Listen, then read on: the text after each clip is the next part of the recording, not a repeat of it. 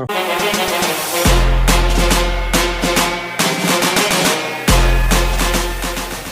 दोस्तों, स्वागत है आप सभी के आपके अपने प्यारे से यूट्यूब चैनल स्टडी वर्ल्ड में। अगर आप चैनल पर नए हैं तो चैनल को सब्सक्राइब जरूर करें। फिर वीडियो पसंद आए तो लाइक करना ना भूलें। हम आपको बता दें कि जिनको भी बिहार मैट्रिक परीक्षा 2027 में एग्जाम देना है उनके लिए वीडियो बहुत ही खास होने वाला है, क्योंकि आज हम लोग हिंदी का चैप्टर 4 का टॉप 35 ऑब्जेक्टिव क्वेश्चन करेंगे, जिसका चैप्टर का नाम है नाखून क्यों बढ़ते हैं, जिसके लिखे हैं हजारी प्रसाद द्विवेदी जी ने। तो चलिए बिना देर के हुए शुरू करते हैं अपना पहला क्वेश्चन के साथ।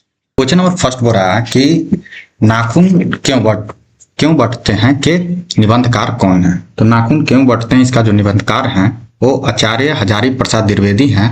तो आपको ऑप्शन नंबर डी करेक्ट हो जाएगा, option number D. Hazari Prasad का एक जो है एक संग्रह है, जो एक कल्पना संग्रह है, तो आपका ऑप्शन नंबर डी करेक्ट हो जाएगा। क्वेश्चन नंबर सेकंड बोल रहा है कि द्विवेदी जी ने निर्लज अपराधी किसे कहा है। तो द्विवेदी जी ने जो निर्लज अपराधी कहा है वो नाखून को कहा है, क्योंकि नाखून जो है वो उसको कितना भी काटा जाता है तो वो बढ़ जाता है, इसीलिए इसे निर्लज अपराधी कहा गया है। तो आपका ऑप्शन नंबर ए करेक्ट हो जाएगा, option number A. Question number third बोल रहा है कि काम सूत्र किसकी रचना है। तो काम सूत्र जो है वो एक व्यासन का ग्रंथ है, जो आपका ऑप्शन नंबर सी करेक्ट हो जाएगा, option number C. Question number 4 बोल रहा है कि सिकत का अर्थ होता है। तो सिकत का जो अर्थ होता है वो आपका नाखून चमकने का जो एक उल्लेख होता है। तो आपका ऑप्शन नंबर डी करेक्ट हो जाएगा, डी। जो काम सूत्र में सिकत यानी मोम को कहा जाता है, मोम से नाखून को चमकाने का उल्लेख है। तो आपका ऑप्शन नंबर डी करेक्ट हो जाएगा, option number D. Question number 5 बोल रहा है कि महाभारत क्या है। तो महाभारत जो है एक पुराण है और यह एक भारतीय महाकाव्य भी है, तो जिसे इसे पुराण कहा जाता है। तो आपका ऑप्शन नंबर डी करेक्ट हो जाएगा, option number D. Question number 6 बोल रहा है कि किस देश के लोग बड़े बड़े नख पसंद करते हैं। मतलब कि किस देश के लोग बड़े बड़े नाखून पसंद करते हैं। तो बड़े बड़े जो नाखून जो है वो गोंड देश पसंद करते हैं। तो आपका ऑप्शन नंबर ए करेक्ट हो जाएगा, option number A. Question number 7 बोल रहा है कि कौन छोटे छोटे नख को पसंद करते थे। तो छोटे छोटे जो नख था वो दक्षिणात्य पसंद करते थे। तो आपका ऑप्शन नंबर ए करेक्ट हो जाएगा, यानी कि दक्षिणात्य देश। आपका ऑप्शन नंबर ए करेक्ट हो जाएगा।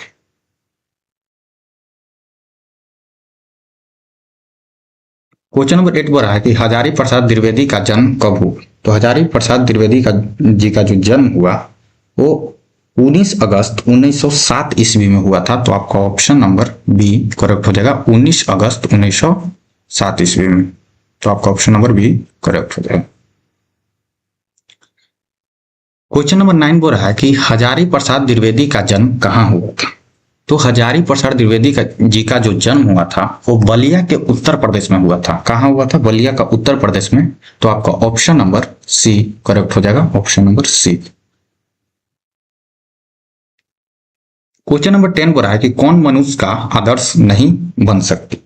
तो इसमें से कौन है जो मनुष्य का आधार नहीं बन सकती। जो बंदरिया है वो बदरिया है जो आपका मनुष्य का आदर्श नहीं हो सकती। तो आपका ऑप्शन नंबर बी करेक्ट हो जाएगा, क्योंकि इस निबंध में शेर भालू चाहे आदि पशुओं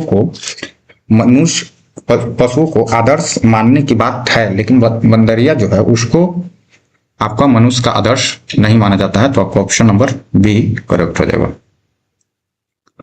क्वेश्चन नंबर 11 बोल रहा है कि देवताओं का राजा से किससे संबंधित किया जाता है।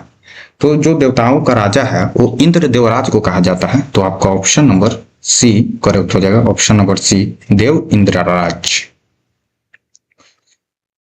क्वेश्चन नंबर 12 बोल रहा है कि नख किसका प्रतीक है।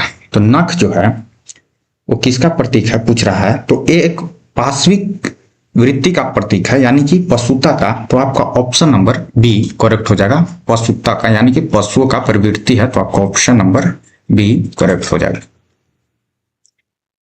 क्वेश्चन नंबर 13 बोल रहा है कि पृथ्वी राज रासो किसका संपादन है। तो पृथ्वी राज रासो जो संपादन है वो द्विवेदी जी का है, यानी कि हजारी प्रसाद द्विवेदी जी का। तो आपका ऑप्शन नंबर ए करेक्ट हो जाएगा, option number A. Question number 14 बोल रहा है कि काशी हिंदू विश्वविद्यालय से हजारी प्रसाद द्विवेदी को कौन सी उपाधि दी गई। तो काशी यानी कि बीएचयू यूनिवर्सिटी से जो हजारी प्रसाद जी को कौन सी उपाधि दी गई थी, तो बीएचयू से जो दिया गया था वो आपका ज्योतिषाचार्य का दिया गया था। तो आपका ऑप्शन नंबर डी करेक्ट हो जाएगा, option number D. Question number 15 बोल रहा है कि हजारी प्रसाद द्विवेदी कब पद्म भूषण से सम्मानित किए गए। तो हजारी प्रसाद द्विवेदी जो हैं वो पद्म भूषण से 9 मई 1957 ईस्वी में पद्म भूषण का से सम्मानित किए गए थे। तो आपका ऑप्शन नंबर बी करेक्ट हो जाएगा, option number B. Question number 16 बोल रहा है कि अशोक के फूल की रचना है। तो अशोक के फूल की जो रचना है वो हजारी प्रसाद द्विवेदी जी का है। तो आपका ऑप्शन नंबर सी करेक्ट हो जाएगा, option number C. Question number 17 बोल रहा है कि हजारी प्रसाद द्विवेदी की मृत्यु कब और कहां हुई। तो हजारी प्रसाद द्विवेदी जी की जो मृत्यु हुई थी वो 19 मई को हुआ था 1979 को दिल्ली में। तो आपका ऑप्शन नंबर ए करेक्ट हो जाएगा, option number A.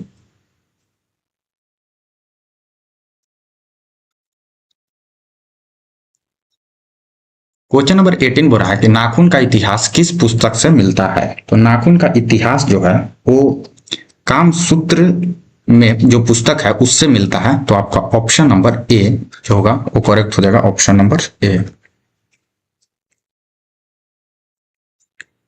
Question number 19 बोल रहा है कि हजारी प्रसाद द्विवेदी ने डीलिट की उपाधि किस विश्वविद्यालय से प्राप्त की। तो हजारी प्रसाद द्विवेदी ने डीलिट की उपाधि जो था वो लखनऊ विश्वविद्यालय से प्राप्त किए थे। तो आपका ऑप्शन नंबर बी करेक्ट हो जाएगा, option number B. Question number 20 बोल रहा है कि कहानी में चंद्रकार, त्रिकोण, दुंतर, वर्तुलाकार आकृतियों का संबंध मानव के किस अंग से है। तो ये जो भी संबंध है त्रिकोण, दुंतर, वर्तुलाकार आकृतियां, ये नख से है, मनुष्य का नख से यानी कि नाखून से। तो आपका ऑप्शन नंबर ए करेक्ट हो जाएगा, option number A. Question number 21 बोल रहा है कि अलकतक का अर्थ है। तो अलकतक का जो अर्थ है वो आपका अलता है। क्या है? अलता। तो आपका ऑप्शन नंबर बी करेक्ट हो जाएगा, अलता। जो मनुष्य का जो नाखून होता है उसको रंगा जाता है, तो अलता हो जाएगा आपका option number B. Question number 22 बोल रहा है कि द्विवेदी जी को साहित्य अकादमी पुरस्कार किस रचना पर मिला। तो द्विवेदी जी को साहित्य अकादमी पुरस्कार जो मिला वो आपको आलोक पर्व पर मिला था। कब मिला था? तो ये भी याद रखना है 1973 को। तो आपका ऑप्शन नंबर जो होगा वो बी हो जाएगा, आलोक पर्व पर 1973 में। क्वेश्चन नंबर 23 बोल रहा है कि प्राचीन मानव का प्रमुख अस्त्र शस्त्र था। तो मतलब जो पहले का मनुष्य था उसका जो प्रमुख अस्त्र और शस्त्र था वो नाखून ही था। तो आपका ऑप्शन नंबर बी करेक्ट हो जाएगा, option number B. Question number 24 बोल रहा है कि आर्यों के पास था। तो आर्यों के पास क्या था? तो आर्यों के पास जो था वो पहले के समय में लोहे और अस्त्र भी था, घोड़े भी था, और मिट्टी और कच्चा घर था। तो इनमें से आपका सभी हो जाएगा। तो आपका ऑप्शन नंबर डी करेक्ट हो जाएगा, option number D. Question number 25 बोल रहा है कि सब पुराने अच्छे नहीं होते, सब नए खराब नहीं होते, ऐसा किसने कहा। सब पुराने अच्छे नहीं होते और सब नए खराब नहीं होते, ऐसा जो कहा था वो कालिदास जी ने कहा था। तो आपका ऑप्शन नंबर जो होगा बी, आपका ऑप्शन नंबर बी करेक्ट हो जाएगा, option number B. Question number 26 बोल रहा है कि नकदर मनुष्य आज किस पर भरोसा कर रहा है। तो नकदर मनुष्य जो है वो एटम बम पर आज विश्वास कर रहा है। तो आपका ऑप्शन नंबर सी करेक्ट हो जाएगा, option number C atom bomb पर।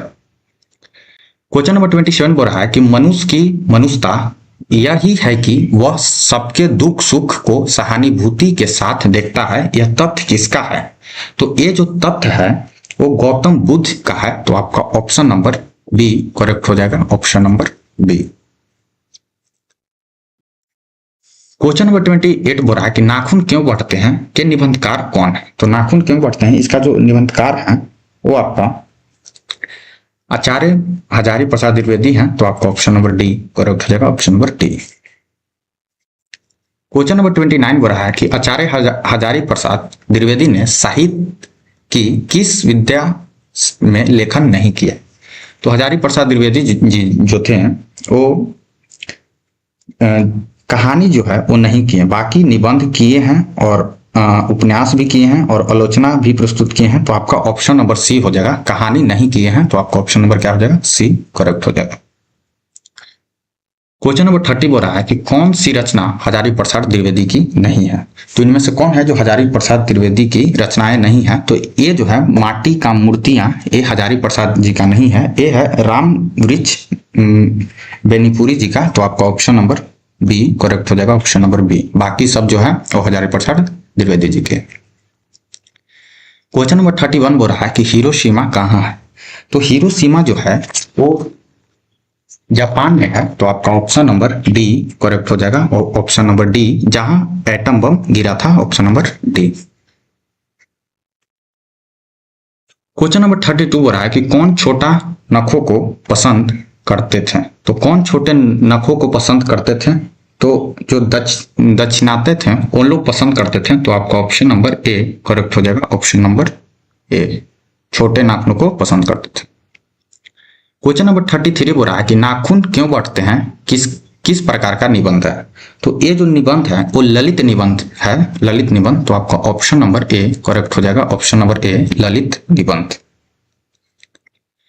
क्वेश्चन नंबर 34 बोल रहा है कि दधीची की हड्डी से क्या बना था। तो दधीची की हड्डी से जो बना था वो इंद्र का वज्र था, तो आपका ऑप्शन नंबर सी करेक्ट हो जाएगा, ऑप्शन नंबर सी इंद्र का वज्र।